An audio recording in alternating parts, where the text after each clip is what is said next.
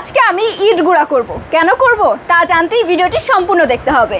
So hello everyone, চলে আসলাম আমাদের authentic premium and একদমই অরিজিনাল একটা কফি গ্রিন্ডার নিয়ে। এটা কিন্তু 350 ওয়ার্ডের যাচ্ছে অ্যান্ড এইটা দিয়ে আপনি এখানে সব টাইপের মশলা কিন্তু পেস্ট করতে পারবেন খুবই ইজিলি।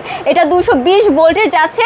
এখানে দেখতে পাচ্ছেন কফি থেকে শুরু করে সব টাইপের শক্ত মশলা, ভিজা মশলা, একদম শুকনো মশলা, সব টাইপের মশলা আপনি খুব সহজেই কিন্তু পেস্ট করে ফেলতে পারছেন। ইটের মতন শক্ত জিনিস যদি পেস্ট করতে পারি তাহলে তো সব টাইপের মশলা আমরা খুবই সহজে পেস্ট করে ফেলতে পারবো। চলুন আমরা পেস্ট করে দেখি। এখানে এই যে আপু কিছু সংখ্যক ইট নিয়ে নিলাম, এখানে দেখবেন কিভাবে পেস্টটা হয়। ঠিক আছে, অনেকগুলো ইট কিন্তু আপু এখানে নিয়ে নিলাম। ইটের মতো শক্ত কি আর কিছু আছে বলুন আপুরা?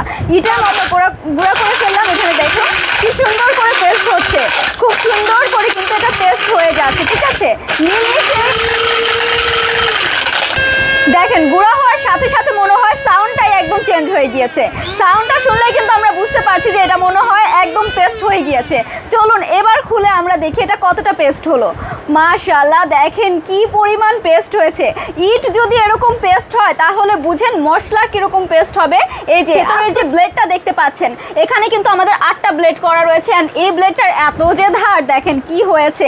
ইটগুলো কি পরিমাণ পেস্ট হয়ে গিয়েছে। শুধু ইট না, আপনি যে কোনো প্রকার মশলা একদম নিমিশেই পেস্ট করে ফেলতে পারবেন। তাহলে আর নয় শিলপাটায় মশলা বাটার কষ্ট, এখন থেকে কফি গ্রিন্ডার দিয়ে আপনি সব টাইপের মশলা কিন্তু নিমিশেই একদম পেস্ট করে ফেলতে পারছেন। তাহলে আর দেরি কেন, এক্ষুনি অর্ডার করে ফেলুন। আমাদের পেজে অর্ডার করতে ইনবক্স করে ফেলুন। Thank you so much.